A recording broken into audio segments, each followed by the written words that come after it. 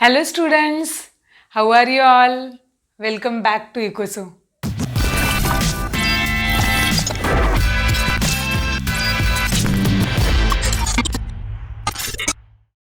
Students, ये startup का ज़माना है। आजकल हर कोई बिजनेस के बारे में सोच रहा है।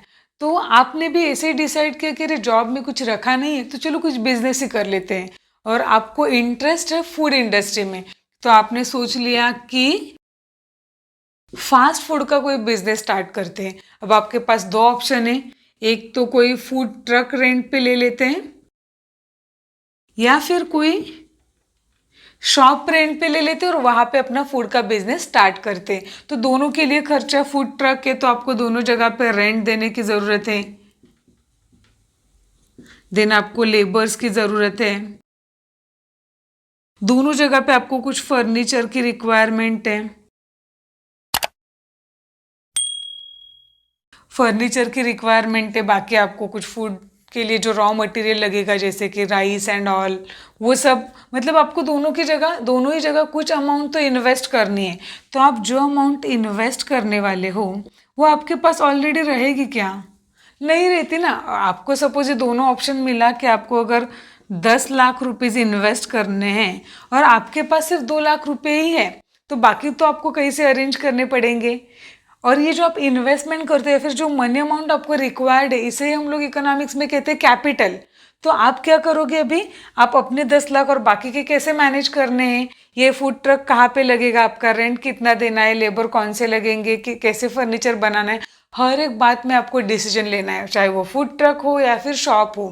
तो आप ये जो डिसीजन लोगे और आप जो फाइनल इन्वेस्टमेंट करोगे, ये जो पूरी प्रोसेस होती है ना, उसे ही इकोनॉमिक्स में कहा जाता है कैपिटल बजटिंग। सो आज का हमारा जो टॉपिक है वो भी है कैपिटल बजटिंग। तो आज की इस वीडियो में हम लोग कैपिटल बजटिंग का मीनिंग, डेफिनेशन, कैपिटल बजटिंग का इम्पोर्टेंस एंड उसके अलग अलग स्टेप्स इन डिटेल डिस्कस करने वाले हैं। तो ये टॉपिक अच्छे से समझने के लिए वीडियो एंड तक ज़रूर देखिए। स्टूडेंट्स, कैपिटल बजटिंग, जिसे अलग अलग नाम से जाना जाता है, also known as fix asset management, project evaluation और प्रोजेक्ट अप्राइजल। आपको एग्जाम में इन तीनों में से किसी भी नाम से क्वेश्चन आ सकता है, तो कंफ्यूज नहीं होना है। सबका मतलब एक ही है, कैपिटल बजटिंग, कि आपको बजटिंग करना है। आपके पास जो फंड्स है वो लिमिटेड है, वो अच्छे से आपको अपने बिजनेस में यूज करने हैं ताकि आपको लॉन्ग रन में ज़्यादा से ज़्यादा प्रॉफिट मिल सके। अब देखते हैं इसका मीनिंग क्या है। उससे पहले और एक पॉइंट देख लेते हैं, concern with the economic and financial feasibility aspects of project management in the long run. हमें क्या करना है कि जो प्रोजेक्ट, जो बिजनेस जिसमें हम लोग इन्वेस्टमेंट कर रहे हैं, यहाँ से याद रखना है, प्रोजेक्ट का मतलब सिंपली कि जिस बिजनेस में आपको इन्वेस्टमेंट करना है वो बिजनेस प्रोजेक्ट, तो वो इकोनॉमिकली फिजिबल है क्या? क्योंकि अगर आपके पास 10 लाख इन्वेस्ट करने के लिए है, आपका उतना ही कैपेसिटी है, तो आप 1 करोड़ के प्रोजेक्ट के बारे में नहीं सोच सकते। तो आपको वो फिजिबल है कि आपको इकोनॉमिकली एंड फिनेंशियली वो चेक करना पड़ेगा। उसके बाद ही आप वो प्रोजेक्ट हाथ में ले सकते हो, बिजनेस स्टार्ट कर सकते हो। और ये भी ज़्यादा कंसर्न है लॉन्ग रन के लिए, क्योंकि 1 साल के लिए तो कोई बिजनेस नहीं करेगा। जो भी बिजनेस करता है वो लॉन्ग टर्म के सोच के ही करता है कि फ्यूचर में बिजनेस इतना ग्रो हो जाएगा। अगर छोटा फूड ट्रक है तो उससे हम लोग सपने देखते हैं कि बड़ा होटल कब बन सकता है हमारा फूड ट्रक से। इसका मतलब क्या है कि हमेशा ये बिजनेस लॉन्ग रन के लिए ही सोचा जाता है। अब आती है नेक्स्ट पॉइंट की कैपिटल बजटिंग की डेफिनेशन क्या है। Capital budgeting is a process involving planning, analysis, evaluation and selection of the most profitable project for investing the funds available to the firm। आप जैसे फूड ट्रक या फिर food business start करने वाले, तो आपके पास टोटल फंड जो भी है कि आपने खुद के यूज़ किए 2 लाख रुपीज़, देन आपने कुछ बोरो किए 8 लाख रुपीज़, तो सपोज आपके पास टोटल अमाउंट है 10 लाख रुपीज़। तो ये 10 लाख रुपीज़ अगर आपको इन्वेस्ट करने हैं तो सबसे पहले क्या करना पड़ेगा? प्लानिंग करना पड़ेगा ना आपको। आप ऐसे ही खर्चा नहीं कर सकते कि बाबा ये 10 लाख में से रेंट कितना जाएगा, फिर लेबर को कितना देना है, एडवर्टाइजमेंट पे कितना स्पेंड करना है, बाकी इंटीरियर पे कितना स्पेंड करना है, सबका आपको प्लानिंग करना पड़ेगा। देन एनालिसिस करना पड़ेगा। एनालिसिस, मार्केट का एनालिसिस, कि मार्केट में जिस एरिया में आप अपना फूड बिजनेस स्टार्ट कर रहे हो वहाँ पे कोई कंपिटिटर्स है क्या, उनका प्रोडक्ट कौन सा है, उनके लिए कैसी डिमांड है, या फिर वो एरिया कैसा है, आप कितना चार्ज कर सकते हो अपने प्रोडक्ट के लिए। ये सारे एनालिसिस आपको करने पड़ेंगे, कॉस्ट एंड बाकी सब एनालिसिस करने के बाद फिर इवैल्यूएशन आता है। जैसे मैंने आपको बोला कि आप जब इन्वेस्टमेंट की सोचते हो तो आप एक फिक्स नहीं रहता है आपको कि फूड ट्रक रेंट पे लेना है या फिर कोई शॉप रेंट पे लेना है, या फिर कोई ऑलरेडी अच्छा होटल है वो रेंट पे लेना है, या फिर खुद का फूड ट्रक या फिर खुद का शॉप परचेज करना है। अलग अलग ऑप्शन है, अलग अलग ऑप्शन मतलब अलग अलग प्रोजेक्ट है आपके पास।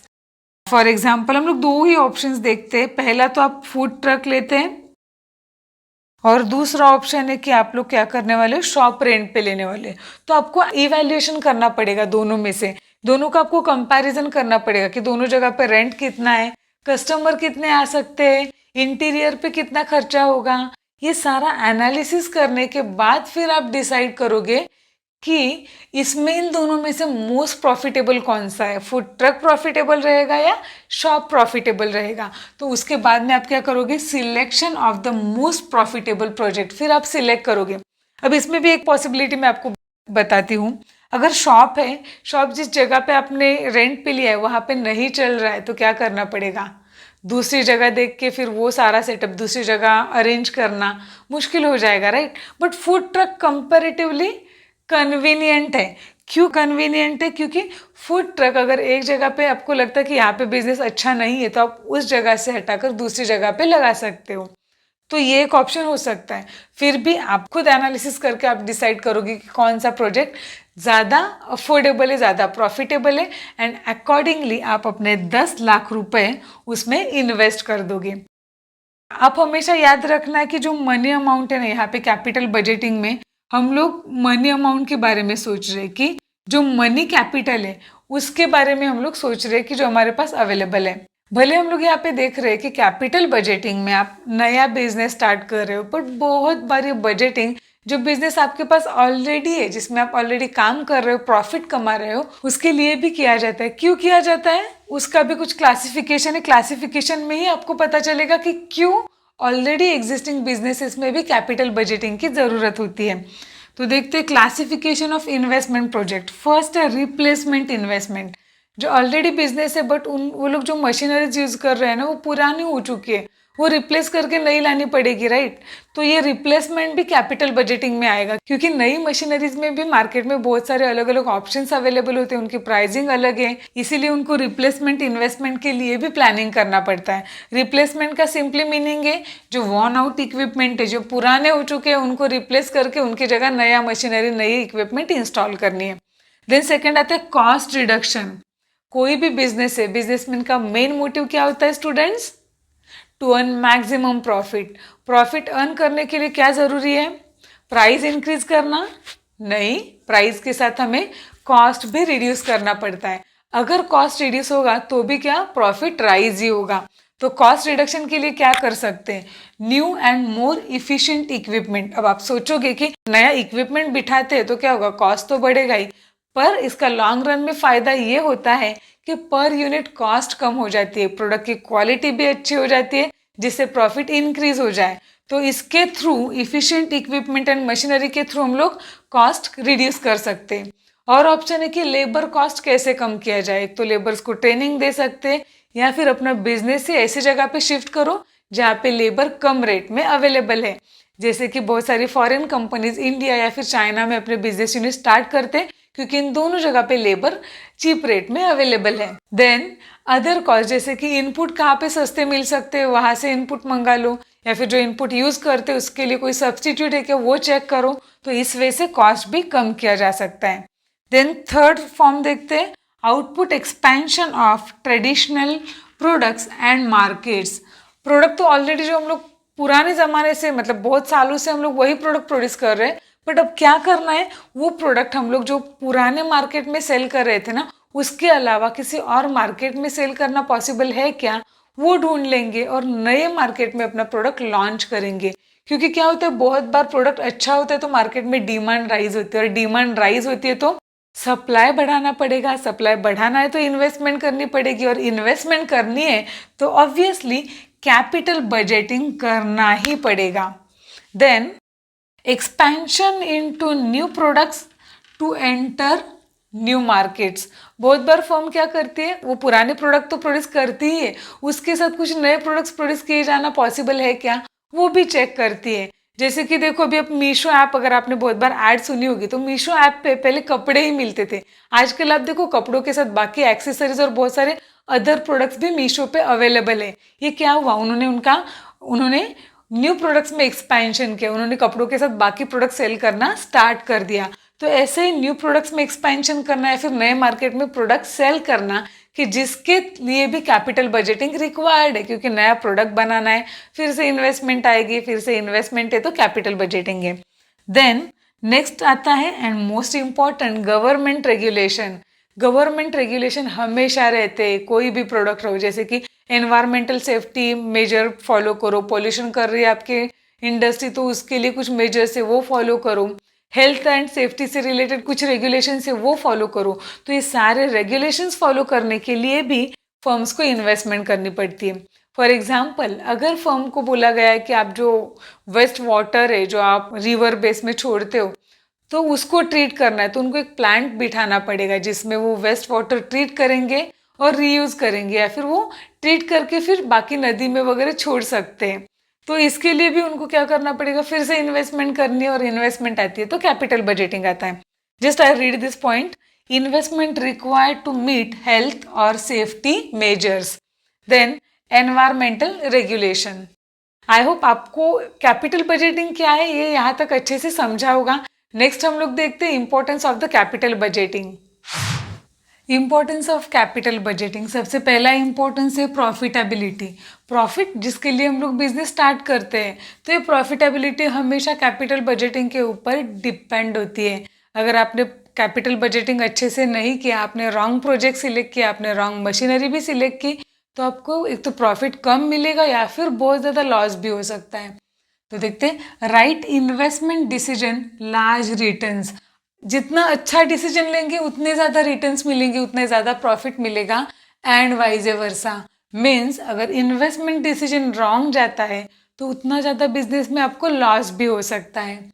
देन कैपिटल बजटिंग यहाँ पे क्या हेल्प करता है, देखो, helps to select most profitable project. क्योंकि कैपिटल बजटिंग में हम लोग क्या करते हैं, हम लोग प्रॉपर एनालिसिस करते हैं।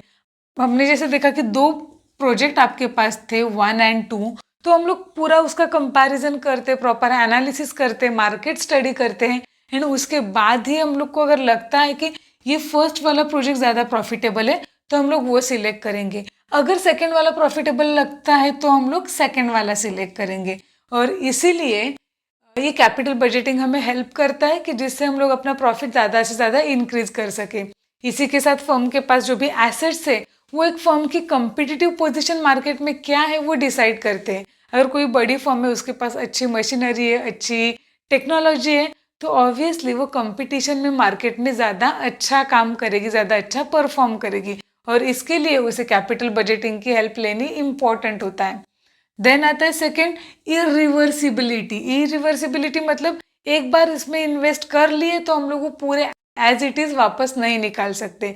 जैसे आपने बिजनेस किया है फूड का, और आपने डिसाइड किया कि चलो शॉप में इन्वेस्ट करते हैं, तो शॉप में इन्वेस्टमेंट क्या क्या करनी पड़ेगी। शॉप तो भले आपने रेंट पे लिया है, बट उसमें आपको फर्नीचर बनाना पड़ेगा। फर्नीचर बनाने के बाद जो गैस एंड बाकी जो भी फूड बिजनेस में लगता है वो सारा रॉ मटेरियल आपको परचेस करना पड़ेगा, फिक्स एसेट परचेस करनी पड़ेंगी, देन लेबर रखने पड़ेंगे। इतनी सारी चीज़ों पे आप लोग जो खर्चा करोगे वो इरिवर्सिबल है, क्योंकि आपने जितना वो शॉप की जगह है उसके अकॉर्डिंग वो फर्नीचर बना के लिया है, तो वो फर्नीचर आपका कोई सेकेंड हैंड मार्केट में परचेस नहीं करेगा। हाँ, शायद आपने गैस कनेक्शन वगैरह लिया है वो आप अपने घर में यूज़ कर सकते हो या फिर सेकेंड हैंड मार्केट में सेल कर भी सकते हो, पर वो आपको आधी ही प्राइस मिलेगी या फिर शायद उससे ही कम प्राइस मिलेगी। मतलब क्या कि ये जो आपने इन्वेस्टमेंट किए वो आप वापस नहीं ले सकते। आपने अगर इसमें 10 लाख इन्वेस्टमेंट किए हैं, आप ये मार्केट में सेल करने को जाओगे, आपका बिजनेस में लॉस होता है, तो ये 10 लाख में से आपको 5 लाख भी मिलेगी इसकी कोई गारंटी नहीं है। सिंपली क्या है, not easily reversible without significant loss. आपको यहाँ पे बहुत बड़ा लॉस हो सकता है, और लॉस करके ही आप क्या कर सकते हो, आपकी इन्वेस्टमेंट निकाल सकते हो। कंप्यूटर में तो इजी होता है कि अगर हम लोग ने कुछ रॉन्ग टाइप कर लिया हम लोग अंडू करते, बट यहाँ पे अंडू करने का ऑप्शन नहीं है। अंडू करने जाओगे तो क्या होगा, बहुत ज़्यादा लॉस होगा। Difficult to find market for second hand plant and machinery. अभी आपका तो फूड बिजनेस है, फिर भी ठीक है कि फूड बिजनेस के लिए कुछ ना कुछ तो मार्केट होगा। कुछ बिजनेसेस में ऐसे होता है ऑफिस प्लेस वगैरह कि वो पर्टिकुलर मशीनरीज अपने हिसाब से अपनी ज़रूरत के हिसाब से बनवा के लेते हैं, तो वो सेम कोई मार्केट में परचेस करेगा इसकी कोई गारंटी नहीं है। मतलब सेकेंड हैंड मार्केट ही नहीं है और इसीलिए लॉस होने के चांसेस ज़्यादा है। तो जो भी डिसीजन लेना है बहुत सोच समझ के लेना पड़ता है। देन थर्ड आता है फ्यूचर कॉस्ट स्ट्रक्चर। आप आज बिजनेस के लिए जो डिसीजन लोगे ना उसका आपके प्रोडक्ट के फ्यूचर के कॉस्ट पे इफेक्ट होने वाला है। आज आपने डिसाइड किया कि कौन सी मशीनरी लेनी है, तो वो मशीनरी आपको आज का कॉस्ट तो डिसाइड करेगी बट फ्यूचर का भी डिसाइड करेगी। क्योंकि आप एक मशीनरी एक बार बिठा लेते हो तो आप हर साल वो चेंज नहीं करोगे, वो कुछ साल तो आप यूज़ करोगे। इसका मतलब क्या है कि आप जो भी डिसीजन ले रहे हो ना उसका जो इफेक्ट है it spreads over a long term, वो लॉन्ग टर्म में रहेगा। और लॉन्ग टर्म में रहेगा इसीलिए आपका फ्यूचर कॉस्ट स्ट्रक्चर क्या होगा, कितना कॉस्ट बढ़ेगा कम होगा, वो आज के इन्वेस्टमेंट डिसीजन पे डिपेंड है। देन बीईपी पॉइंट, बीईपी यानी कि break even point. Break even point ये ऐसा एक पॉइंट होता है कि ये पॉइंट पे ना आपको प्रॉफिट मिलता है ना ही लॉस मिलता है, पर एक बार फर्म ये पॉइंट अचीव कर लेती है तो उसके बाद ही उसे प्रॉफिट मिलना स्टार्ट होता है। तो आपका जो कॉस्ट स्ट्रक्चर है वो डिसाइड करेगा कि ब्रेक इवन पॉइंट आप कैसे अचीव करोगे, जल्दी अचीव करोगे या फिर लेट अचीव करोगे। देन आपके सेल्स बढ़ेंगे या नहीं। कॉस्ट ज़्यादा है तो प्राइस ज़्यादा है, प्राइस ज़्यादा है तो डिमांड कम हो सकती है, सेल्स भी कम हो सकते हैं। मतलब क्या है कि ये कॉस्ट स्ट्रक्चर पे डिपेंड है कि आपका बीईपी कब अचीव होगा, सेल्स क्या होगी, डिमांड क्या होगी, और ये कॉस्ट स्ट्रक्चर आपका डिपेंड होता है कैपिटल बजटिंग पे। देन फोर्थ पॉइंट है लिमिटेड रिसोर्सेस। ये तो इकोनॉमिक्स का एक सेंट्रल प्रॉब्लम है कि हर एक के पास रिसोर्सेस लिमिटेड है, हाउस होल्ड हो या बिजनेसमैन हो या गवर्नमेंट हो। तो यहाँ पे भी एज अ बिजनेसमैन आपके पास जो फंड्स है वो लिमिटेड है, बट वो ही फंड यूज करके आप बहुत सारे बिजनेसेस कर सकते हो। जैसे कि ये 10 लाख रुपए आप फूड का बिजनेस कर सकते हो, आप अगरबत्ती का बिजनेस कर सकते हो, आप क्लोथिंग का बिजनेस कर सकते हो। ऐसे एन नंबर ऑफ बिजनेस के ऑप्शंस आपके पास है, यानी कि limited resources and plenty investment opportunities. जितने बिजनेस के ऑप्शंस है उतने आपके पास इन्वेस्टमेंट अपॉर्चुनिटीज है। तो इसीलिए आप जो भी डिसीजन लोगे वो कैसा होना चाहिए, देखते हैं। Need for thoughtful wise and correct investment decision, मतलब आपको सोच समझ के एक अच्छा डिसीजन लेना है कि जो लॉन्ग टर्म में अच्छा करेक्ट सही साबित हो। इसमें भी क्या होता है देखो, जैसे कि आपने 10 लाख का बिजनेस है फूड का, पर आपके पास तो 2 लाख रुपए ही थे, तो ये जो बाकी के 8 लाख रुपीज है वो आप क्या कर रहे हो, बैंक से लोन ले रहे हो। तो बैंक से क्या आपको 1-2 दिन में लोन मिलता है? नहीं, 7-8 महीने तो इजीली चले जाते हैं। इसका मतलब क्या, raising capital requires several months of advance planning. आपको कुछ महीने पहले से उसकी प्लानिंग करनी पड़ेगी। आपको सीए के पास जाके प्रोजेक्ट रिपोर्ट लेना है, उससे पहले आपको मार्केट स्टडी करना है, कौन सा प्रोडक्ट बनाना है, कौन सी मशीनरी यूज करनी है, उसकी कॉस्टिंग निकाल के सीए को देनी है, फिर बैंक में अप्लाई करोगे, फिर कोई गारंटर देखना पड़ेगा। मतलब बहुत सारे प्रोसेस आपको फॉलो करनी है। देन गवर्नमेंट के कुछ लाइसेंस है, कुछ रिक्वायरमेंट्स है, रजिस्ट्रेशन वगैरह कराना है, ये सारे प्रोसेस करके फिर आपको वो लोन बैंक से मिलेगा। मतलब कैपिटल रेज करना भी इजी बात नहीं, उसके लिए आपको बहुत सारे महीने से प्लानिंग करनी पड़ती है, फिर कैपिटल मिलेगा, फिर इन्वेस्ट करोगे। तो इतनी मेहनत करने के बाद आप तो ऑब्वियसली सोचोगे कि आपका डिसीजन सही हो और बहुत ज़्यादा प्रॉफिट मिले। देन फिफ्थ पॉइंट है long gestation period. Gestation period मतलब क्या कि आपने अपना फर्म स्टार्ट किया, आपने फूड बिजनेस स्टार्ट किया, और स्टार्टिंग पॉइंट कि आपने अभी डिसाइड किया कि ये शॉप रेंट पे लेते हैं, ये स्टार्टिंग पॉइंट हुआ, आपने शॉप रेंट पे लेने का डिसाइड किया। फिर उसके बाद आप वहाँ पे कितने लेबर लेने वाले हो, फर्नीचर कैसे बनाना है, ये सारे प्रोसेस करने के बाद जब आप एक्चुअली उसमें फूड बनाकर सेल करोगे, तो ये जो पीरियड होता है ना, इसे हम लोग कहते हैं gestation period. Period between starting of the project and the time the plan goes into operation. आपने स्टार्ट कब किया और आपने एक्चुअली ऑपरेशन स्टार्ट करके प्रोडक्ट कब प्रोड्यूस किया, इसके बीच का जो पीरियड होता है उसे कहते हैं गेस्टेशन पीरियड। ये गेस्टेशन पीरियड बहुत बड़ा होता है, तो इसीलिए आपको प्लानिंग करना ज़रूरी है, क्योंकि गेस्टेशन पीरियड में आपको कोई भी प्रॉफिट नहीं मिलता है, कोई भी रेवेन्यू नहीं मिलता है। आपको सिर्फ अपने पास के जो पैसे वो इन्वेस्ट करते जाने हैं, और इसीलिए ये डिसीजन आपका राइट होना ज़रूरी है। और डिसीजन राइट होने के लिए कैपिटल बजटिंग, कैपिटल प्लानिंग करना इम्पॉर्टेंट है। Then it is a framework for future development of business. आपने स्टार्ट किया बिजनेस तो आपके माइंड में एक प्लान होता है कि फ्यूचर में एक्सपैंड कैसे करें। तो इसीलिए ये क्या एक फ्रेमवर्क है कि आप फ्यूचर में बिजनेस कैसे डेवलप करने वाले हो। आई होप आपको इंपॉर्टेंस के सारे पॉइंट समझे होंगे। अब देखते हैं next and last point, steps in the capital budgeting. Capital budgeting में कौन सी स्टेप्स इन्वॉल्व है देखते हैं। सबसे पहले एंड सबसे इम्पोर्टेंट स्टेप है determining the cost of the project. Project की कॉस्ट क्या होगी वो हमें डिसाइड करना ही है, क्योंकि हमारे पास फंड्स है, लिमिटेड है और प्रॉफिट की तो चाहत है। तो ऑब्वियसली हमें क्या करना पड़ेगा, पहले तो कॉस्ट डिटरमाइन करनी है। ये कॉस्ट किन चीज़ों के ऊपर डिपेंड है, जैसे कि लेबर का खर्चा कितना है, रॉ मटेरियल अगर शॉप रेंट पे लिया तो रेंट कितना है, फर्नीचर कॉस्ट क्या है, मशीनरी कॉस्ट क्या है। ऐसे बहुत सारे कॉस्ट पे हमारी प्रोजेक्ट की कॉस्ट डिपेंड होती है। इसके अलावा भी कुछ कॉस्ट है, देखते हैं। Depend upon the prices of equipment, equipment यानी कि मशीनरी टूल्स वगैरह, उनके प्राइस क्या है। देन एक्सचेंज रेट, अगर हम लोग कुछ इनपुट्स है वो इंपोर्ट कर रहे हैं या फिर मशीनरीज इंपोर्ट कर रहे हैं तो हमें एक्सचेंज रेट देखना पड़ेगा। जैसे एक्सचेंज रेट अगर ज़्यादा होता है तो कॉस्ट बढ़ जाएगा, एक्सचेंज रेट कम है तो कॉस्ट कम होगा।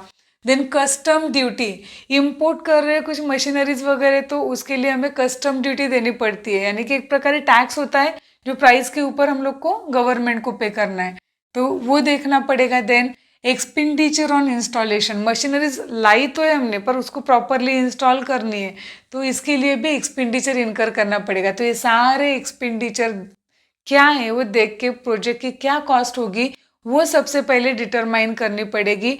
फिर एक बार हमने प्रोजेक्ट की कॉस्ट डिटरमाइन कर ली तो हम लोग देखेंगे कि कितना फंड अपने पास है, कितना हमें क्या करना है, बैंक से लोन लेना है, कितना हम लोग शेयर मार्केट से रेज कर सकते हैं, कौन से फंड्स के ऑप्शन है, कितने इन्वेस्टर मिल सकते हैं मार्केट में, ये बाकी ऑप्शंस हम लोग देख सकते हैं। देन उसके बाद नेक्स्ट स्टेप आती है एस्टिमेटिंग कैश फ्लोज। एक बार आपका बिजनेस स्टार्ट हो गया तो आपका जो भी प्रोडक्ट है वो सेल करने के बाद आपको हर साल कुछ ना कुछ तो अमाउंट, कुछ ना कुछ तो कैश मिलती रहेगी, जिसे हम लोग नॉर्मली रेवेन्यू कहते हैं। जैसे आपको फूड का बिजनेस है, आप जितना फास्ट फूड ज़्यादा सेल करोगे उतना ज़्यादा कैश आपके पास आता जाएगा, तो वो कैश आपके पास आ रहा है उसे क्या कहेंगे हम लोग, कैश इनफ्लो। हाँ, पर आपके पास जितना कैश आएगा उसमें से कुछ अमाउंट आपको लोकल टैक्स या फिर लेबर को स्पेंड करना है, बाकी रॉ मटेरियल को स्पेंड करना है, तो इसके ऊपर आपको स्पेंड करना पड़ेगा। आप इंश्योरेंस लोगे तो उसके लिए पे करना है। इसका मतलब जितना कैश आएगा उसमें से कुछ अमाउंट आपको फिर से स्पेंड करना है, यानी कि इनफ्लो है तो आउटफ्लो भी है। तो आपके पास जितना भी कैश इनफ्लो है उसमें से ये आउटफ्लो माइनस कर दिया, जो आप रेंट या फिर बाकी चीज़ें दे रहे हो, तो वो देने के बाद जो अमाउंट आपके पास बाकी रहता है वो है नेट कैश इनफ्लो। तो आप देखोगे कि नेट कैश इनफ्लो आपके पास कितना बाकी रहता है, यानी कि आपको कितना प्रॉफिट मिलता है। Then measuring the risk and uncertainty regarding the cash flows. कोई भी बिजनेस तो इसमें रिस्क एंड अनसर्टेनिटी इन्वॉल्व है। आपने तो मेजर किया है कि आपको हर दिन 100 डिमांड होनी चाहिए, मतलब 100 कस्टमर आपके पास आने चाहिए, बट ऐसा कुछ पॉसिबल है कि किसी दिन कुछ कस्टमर आए ही नहीं, मतलब क्या अनसर्टेनिटी है, रिस्क है। जैसे कोविड के पीरियड में देखो बहुत सारे बिजनेसेस बंद हो गए, क्यों? क्योंकि उन्होंने कोविड के रिस्क फेस की। तो ऐसे ही हर एक बिजनेस में अलग अलग टाइप की रिस्क होती है, तो वो जब इन्वेस्टमेंट करते हैं ना उसी समय उनको ये मेजर करना है कि उनके बिजनेस में फ्यूचर में क्या क्या रिस्क आ सकती है। और रिस्क कौन सी देखनी है उन्हें, कि जो कैश फ्लो उनके पास आने वाला है, प्रोडक्ट सेल करने के पास उनके पास जो पैसे आने वाले हैं उससे रिलेटेड क्या क्या रिस्क है। कस्टमर ने डिमांड नहीं की तो क्या होगा, मार्केट में और कंपिटिटर्स आ गए और उन्होंने ज़्यादा सस्ते रेट में अच्छा फूड सेल किया तो क्या होगा। ऐसे बहुत सारे रिस्क है तो वो मेजर करने पड़ेंगे, क्योंकि अगर फ्यूचर कैश फ्लो नहीं आता है तो आपका बिजनेस बहुत ज़्यादा लॉस में जा सकता है। और इसीलिए फ्यूचर कैश फ्लो से रिलेटेड जो भी रिस्क है वो मेजर करनी है, और मेजर करने के बाद उसके अकॉर्डिंग आप लोग इंश्योरेंस वगैरह ले सकते हो, तो इसीलिए मेजर करना है। देन फोर्थ स्टेप आती है determining the appropriate discount rate. अब ये डिस्काउंट रेट क्या होता है वो बताती हूँ। पहले तो आप मुझे एक बताओ कि आप में से हर एक ने आपके पेरेंट्स से एक एक लाइन तो हमेशा सुनी है। क्या है वो लाइन? हमारे ज़माने में ये नहीं था, हमारे ज़माने में वो नहीं था, हमारे ज़माने में 10 रुपये में हम लोग कितना कुछ खरीद सकते थे, हमारे ज़माने में 100 रुपये की भी बहुत ज़्यादा वैल्यू थी। जैसे कि मेरी दादी कहा करती थी, उसने उसकी शादी के जो कपड़े हैं वो 1 रुपये में परचेस किए थे। अब आप बताओ कि आज 1 रुपये में तो एक चॉकलेट भी नहीं आती है। मतलब कि 1 रुपये की वैल्यू कितनी बदल गई है। आज अगर शादी का लहंगा लेना है तो आपको 10-12 हज़ार मिनिमम स्पेंड करना है, राइट। तो ये पैसे की वैल्यू हमेशा बदलती है। तो इसीलिए आपको बिजनेस में जो भी पैसे मिलने वाले, जो भी कैश इनफ्लो आने वाले, वो फ्यूचर में आने वाला है कुछ साल बाद, तो उसकी वैल्यू अलग होगी। जैसे 1 रुपये की आज की वैल्यू एंड कुछ साल पहले की वैल्यू अलग है, वैसे ही आज अगर आपको 1 लाख रुपए बिजनेस में मिलते हैं और 10 साल बाद 1 लाख रुपए मिलते हैं तो दोनों की वैल्यू अलग होगी।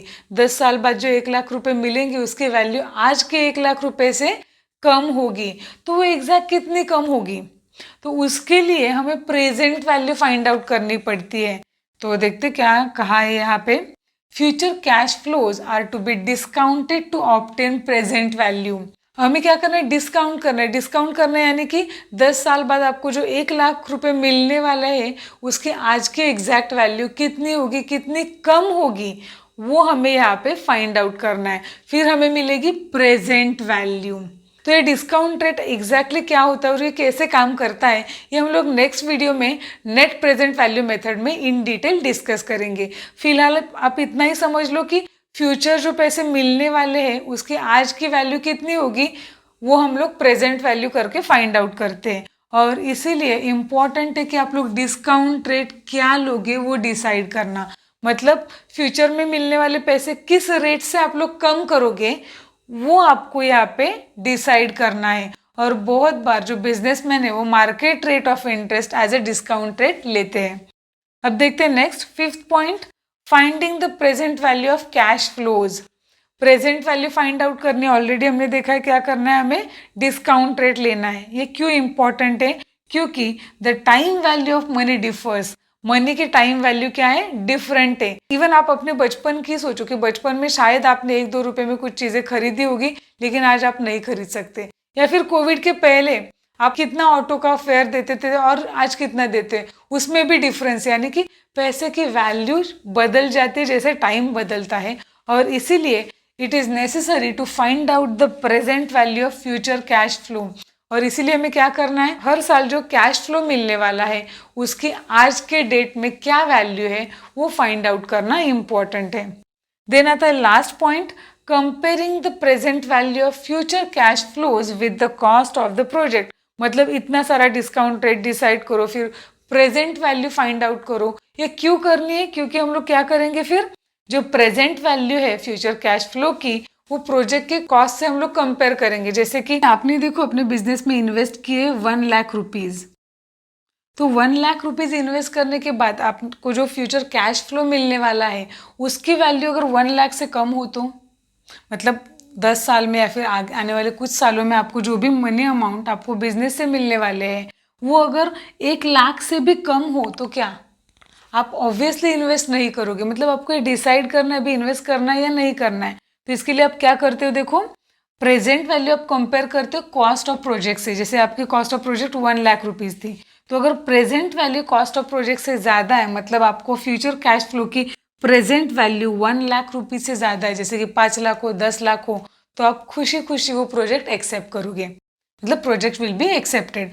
ऑन दी अदर हैंड आपको अगर जो फ्यूचर कैश फ्लो मिलने वाला है थ्रू आउट आपका जो प्रोजेक्ट है उसके पूरे पीरियड में वो अगर 1 लाख से कम है, वो शायद 90,000 है 80,000 है कुछ भी, बट आपके इन्वेस्टमेंट से कम है, आपके कॉस्ट ऑफ प्रोजेक्ट से कम है, इसका मतलब ऑब्वियसली आप वो प्रोजेक्ट क्या करोगे, रिजेक्ट करोगे। आई होप आपको आज का टॉपिक अच्छे से समझा होगा। अगर आपको इस टॉपिक से रिलेटेड कोई भी डाउट है then please write us into the comment section. Next video में हम लोग डिस्कस करेंगे टेक्निक्स ऑफ इन्वेस्टमेंट अप्राइजल, जिसे मेथड्स ऑफ कैपिटल बजटिंग ऐसे भी कहा जाता है। तो अगर आपने मेरे चैनल को अब तक सब्सक्राइब नहीं किया है तो जल्दी से सब्सक्राइब कीजिए, तो आपको नेक्स्ट वीडियो की नोटिफिकेशन जल्दी ही मिल जाएगी। Also follow us on the Instagram, Twitter and Facebook. Thank you and take care. जिससे वो फाइंड आउट करना है कि अगर उसके 10 लाख, इसके बाद नेक्स्ट वीडियो में बनाऊंगी मेथड्स ऑफ कैपिटल बजटिंग।